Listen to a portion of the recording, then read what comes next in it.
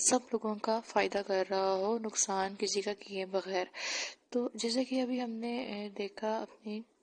जो फिगर थी उसमें पैनल ए में, कि अगर हम ए पॉइंट पर हों, ये जो है आपके पास ए पॉइंट, अगर हम यहाँ पर होते तो हमारा क्या होना था कि डेनीस जो है उसके पास यहाँ पर सब कुछ होना था, ठीक है, यूं होना था। डेनीस के हर चीज़ ज़्यादा होनी थी, ए पॉइंट पर उसका हाईएस्ट लेवल होना था, उसके इंडिफरेंस कर्व का, ये ID1 से ID2 पे आई है ना, ये उसका ID3 ID4 ID5, यूं उसकी सारा जो फ़ायदा वो डेनीस का होना था, जेन को कुछ नहीं मिलना था।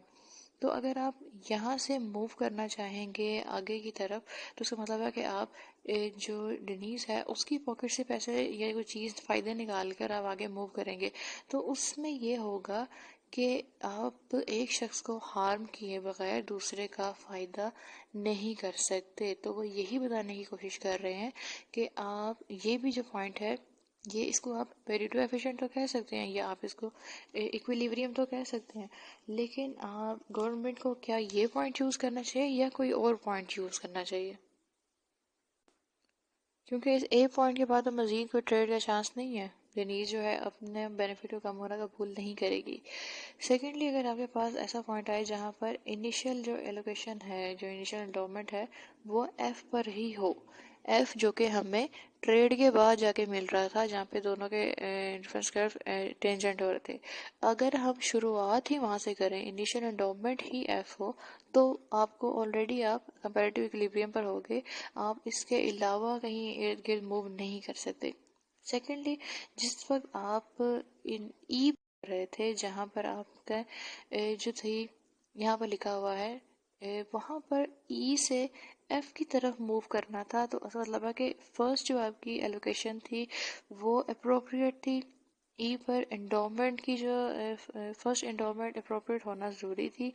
ताकि उसके बाद जब आप मूव करो तो बेनिफिशियल ट्रेड का चांस मौजूद हो। जहाँ से आप ई से एफ की तरफ मूव किए थे, तो आपने बेनिफिशियल ट्रेड या पेरेटो एफिशिएंट पॉइंट अचीव किया था, कंपैरेटिव इक्विलिब्रियम एफ पॉइंट पर था,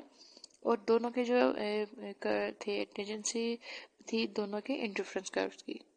नेक्स्ट जो आपका पैराग्राफ आ रहा है, टू समराइज, ये आप ज़रूर इसको मार्क कीजिए, ये आपने ज़रूर करना है कि कोई भी अगर पेरेटो एफिशिएंट बंडल एक्स है उसको ऑब्टेन किया जा सकता है कंपैरेटिव इक्विलिब्रियम से अगर इनिशियल एंडोमेंट आपके पास एक्स हो। सेकेंडली, अगर आपके पास कोई ऐसा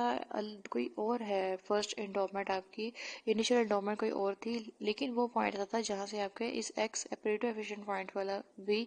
इन दोनों पॉइंट्स में से आपकी प्राइस लाइन गुजरी हो, जैसे हमारे पास ई और एफ जो पैनल ए में दिया गया है डायग्राम में जो हमने डिस्कस की है, वो ई और ए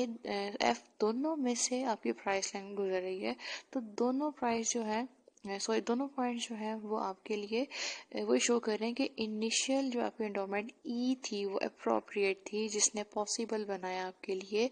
ट्रेड को बेनिफिशियल, कि जब वो ई से मूव किए फर्दर एफ पॉइंट तक, तो उनके बीच में चांस था, पॉसिबल था कि वो ट्रेड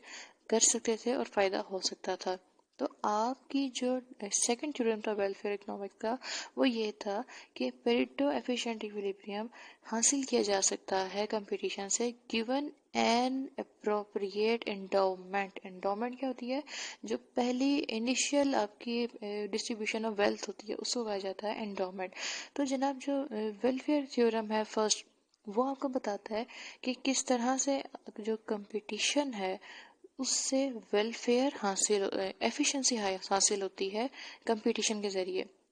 सेकंड थ्योरम जो है वो बताता है कि इक्विटी किस तरह से फॉलो की जाएगी, या किस तरह से ये जो इनकम है उसको रीडिस्ट्रीब्यूट किया जाएगा या वेल्थ को रीडिस्ट्रीब्यूट किया जाएगा लोगों के बीच में, ताकि सबके बीच में जो है वो एक बराबरी की वजह पैदा हो और